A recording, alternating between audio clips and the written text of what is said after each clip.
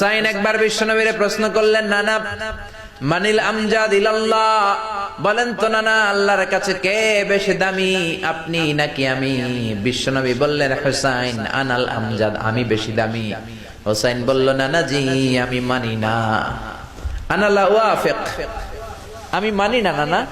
কেমন করে আপনি আমার চাইতে বেশি দামি হন? আপনার চাইতে আমি বেশি দামি। বিশ্বনবী বললেন, হুসাইন আমি হলাম নবীদের নবী, আখির নবী, বিশ্ব নবী, আর তুমি হলা আমার উম্মত, তোমার চাইতে আমি বেশি দামি। হুসাইন বলে, নানা জি আপনি ভুল বললেন, আপনার চাইতে আমি হুসাইন বেশি দামি। সুবহানাল্লাহ কইবেন না? বিশ্বনবী বললেন, কাইফা যালিক, কেমন করে এটা? হুসাইন বলল, নানা জি তাহলে বলেন তো আপনার আব্বার নাম কি? বিশ্বনবী বললেন, আমার আব্বার নাম হলো আব্দুল্লাহ। কি নাম? হুসাইন বলেন, আনা খালি আব্দুল্লাহ, লাইসা ক্বাবলাহু ওয়ালা বা'দাহু শাই। খালি আব্দুল্লাহ, সামনেও কোনো টাইটেল নাই, পিছনেও কোনো টাইটেল নাই। আমার আব্বার নাম আপনি জানেন নাকি?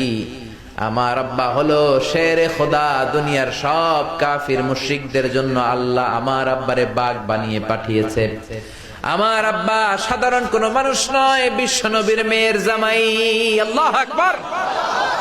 আপনার আব্বা আব্দুল্লাহ কি কোন নবীর মেয়ের জামাই নাকি? বলেন, আমার আব্বার নাম হলো আলী কাররামাল্লাহু ওয়াজহা। বিশ্বনবী বললেন, তাই তো, আসলে তো তোমার আব্বা বেশি দামি। আবার হুসাইন প্রশ্ন করলেন, নানা বলেন তো আপনার আম্মার নাম কি?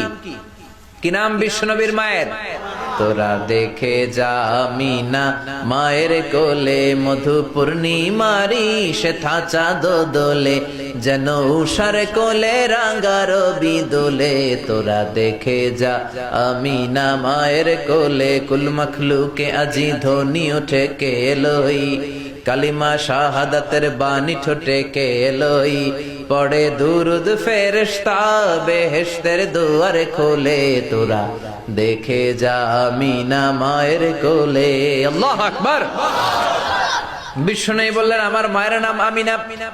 হুসাইন বলল, নানা জি আপনার মায়ের নাম যদি আমিনা হয়, জেনে রাখেন আমার মায়ের নাম হলো ফাতিমা, সাইয়্যিদাতুন নিসাই আহলিল জান্নাহ। জান্নাতে সর্বপ্রথম যেই মহিলাটা ঢুকবেন, ওই মহিলাটা হলো আমার আম্মা জান ফাতিমা। বিশ্বনবী ফাতেমারে এত ভালোবাসতেন, বিশ্বনবী বলতেন যে ফাতেমারে কষ্ট দেয় সেজন্য আমি নবীরে কষ্ট দেয়, আর যে ফাতেমার মনের মধ্যে আনন্দ দেয় সেজন্য আমি নবীরে আনন্দ দেয়।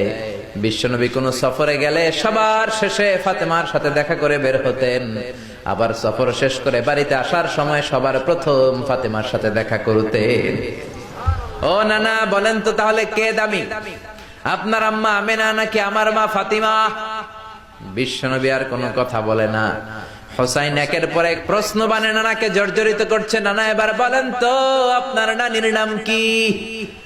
বিশ্বনবী বললেন, হুসাইন আমার নানির নাম হলো বাররা বিনতে আব্দুল উজ্জা। হুসাইন বলে, নানা আপনার নানি বাররা রে কেউ চিনে না। চিনেন আপনারা? অনেকে জানেই না, ওই যে কয় নচিনি, আরা নচিনি দে, আমরা চিনি না বাররা বিনতে আব্দুল উজ্জা। হুসাইন বলে, নানা আপনার নানিরে তো কেউ চিনে না, বাররা নামটা কারো মুখস্থ নাই। আমার নানির নাম আপনি জানেন নাকি? আমার নানির নাম হলো খাদিজাতুল কুবরা আত-তাহেরা।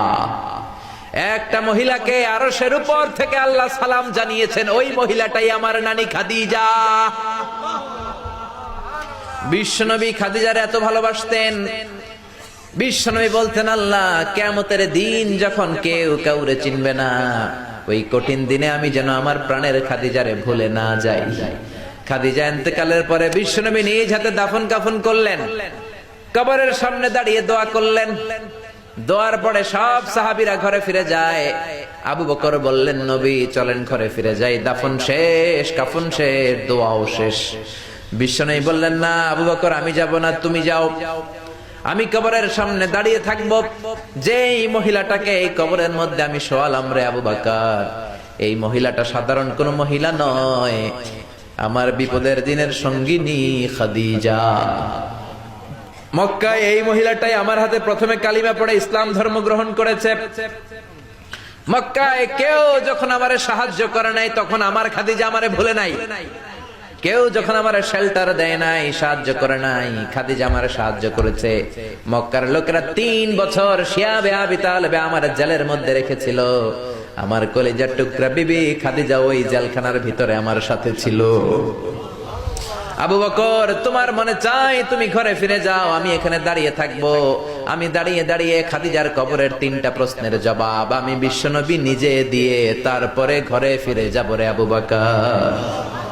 সাইয়েদনা জিবরাইল এসে বললেন, ইয়া রাসূলুল্লাহ, ইয়া হাবিবাল্লাহ, দাঁড়িয়ে থাকার দরকার নাই, আপনি ঘরে ফিরে যান। আল্লাহ বলেছে খাদিজার কবরের 3টা প্রশ্নের জবাব আরশের উপর থেকে আল্লাহ নিজেই দিয়ে দিবে।